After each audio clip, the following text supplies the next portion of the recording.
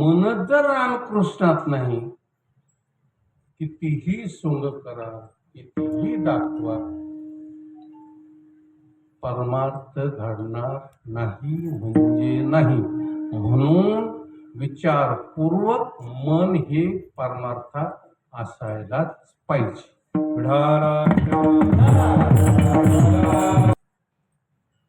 साधकाचं मन एकटं परमार्थात मन आलं रे आलं, त्याचं कामच साध्य होते. मनच सोबत नाही तर परमार्थ नाही, आणि परमार्थ नाही तर मुक्तता नाही. नंतर सांगेन, अगोदर उदाहरण सांगतो. शरीरातला प्राण निघून गेला, माणूस एकटा प्राण निघून गेला, मनुष्य किती दिवस जिवंत राहतो? त्याचं उत्तर, एकटा प्राण निघून गेला रे गेला की सगळे इंद्रिय आपोआप शांत होतात. विझवला. संध्याकाळच्या वेळी जुन्या काळाच्या पद्धती, लाईट वगैरे नव्हत्या, सगळे माणसं घरामध्ये झोपायच्या आणि दिव्याच्या बाजूला जाऊन झोपलेला असायचा. त्याला एखाद्या माणसाने सांगायचं, आता आम्ही झोपलो, दिवा काय म्हणायचे त्याला, शब्द सांगा.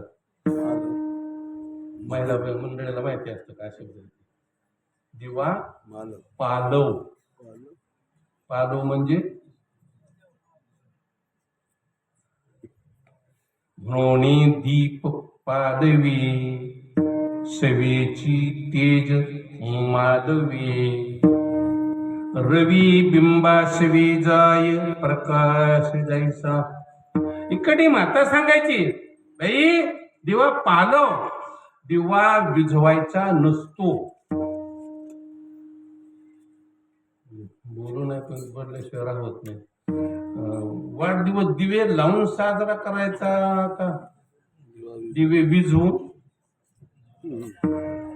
महाराज लोक सुद्धा दिवा विझविते, दिवे विझविते. किती दिवे विझविले?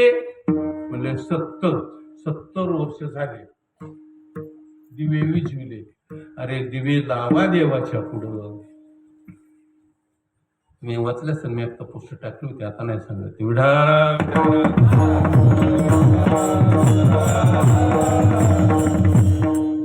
वाढदिवस साजरा करायचा, आपण दिवे विझलं म्हणजे गेलं. माणूस जर घरात गेलं तर आपण दिवा लावतो ना पुन्हा, कारण दिवा विझला आहे म्हणून आता दिवा लावायचा आहे. दुसरा कोणीतरी यावं पुढा, नंतर दिवा वाढावा. आपला दिवे लावायचे असतात. चला जाऊ दे, आपला तो विषय नाही चमत. म्हणून त्याला सांगितलं दिवा पालव. ती पालव म्हणजे पदरानं दिव्याला, हातानं दिवा विझवायचा नसतो. ग्रंथ नीट वाचलं म्हणजे लक्षात येईल. हातानं असं करून दिवा विझवायचा नसतो. अगदी ज्योत देवा लावलेली उदबत्ती सुद्धा हाताने विझवायची नसते. मग दिवा पालवायचा. दिवा पालवला, दिवा पालवल्याच्या तर एक ज्योत विझली. दिव्याला ज्योती किती असतात? एकच असते. एक ज्योत विझली, सगळ्या घरात अंधार झाला का प्रकाश काही शिल्लक राहिला? दिवे किती होती? एक दिवा होता तर साऱ्या घरामध्ये उजेड होता. एकच दिवा विझला, ज्योत विझली, तिने सगळा प्रकाश आपल्या बरोबर घेऊन गेली.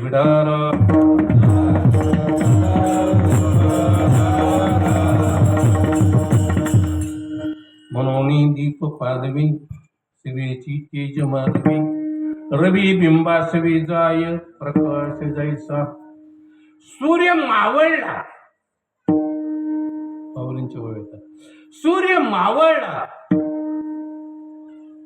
मावळल्याच्या नंतर किरण त्याचं नाव आहे सहस्त्र किरण. सूर्याला आपण सहस्त्र किरण म्हणतो. तर त्याचे किरण निम्म्या रातपर्यंत मागे राहतात ना, बरोबर आहे? काय झालं मग?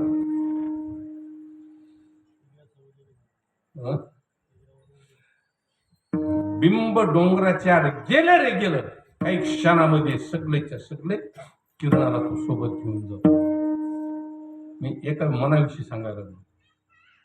एकच दिवा विजला, सगळा प्रकाश घेऊन गेला. एकच सूर्यबिंब मावळलं, सगळ्या किरणाला सोबत घेऊन गेला. एकच प्राण शरीरातला निघून गेला, सगळी इंद्रियातली शक्ती घेऊन गेला. तसं एकच मन परमार्थात गेलं रे गेलं, शरीर आपोआप येतो. छान आहे मला म्हणलं, तसं काय नसते महाराज. दिल गया तो जाने दिन, मत जाने दी शरीर. आमच्याकडं तसं नाही. आमच्याकडं मन गेलं तर सगळं शरीर येते. मन वेगळं शरीर वेगळं राहिलं की त्याला परमार्थ नाही, त्याचा संसार नाही.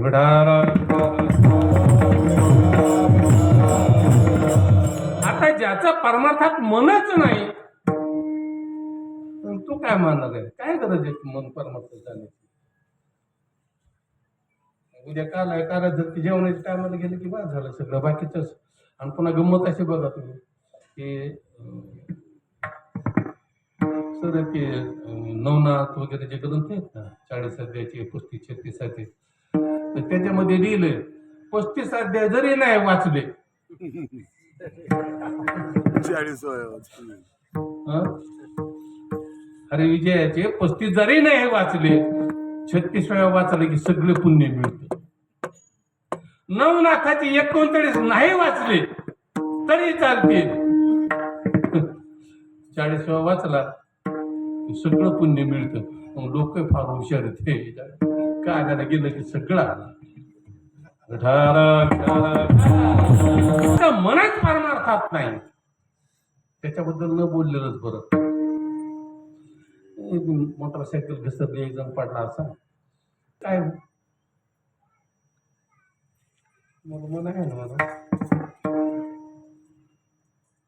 मन कुणाला नाही, पण मनाची व्याख्या सांगा.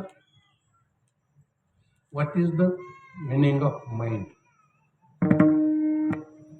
मनाची व्याख्या काय सांगा कोणाला लिहित असेल तर. मनाची व्याख्या अजूनही तुम्हाला आम्हाला कळलं नाही. मग ज्याला कळतंय, ज्याला माहिती त्यांना जाऊन विचारावा.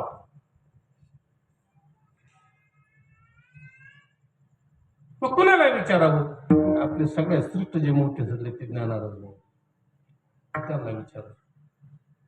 मग तुम्ही तर सांगा, आम्हाला कळत नाही मन म्हणजे काय. तुम्ही तर सांगा.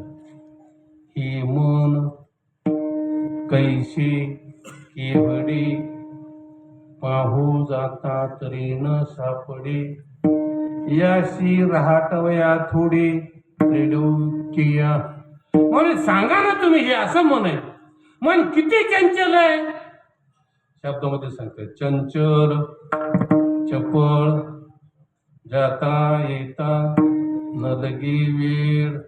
इतकं चपळ आहे, इतकं चपळ आहे. शास्त्रामध्ये 3 चपळ सांगितले बघा. वेगवान 3 सांगितले शास्त्रामध्ये. भावार्थात लक्षात येईल. 1, जे उभे राहिले त्यांचे भक्त. मारुतरा, मारुतराचे बाप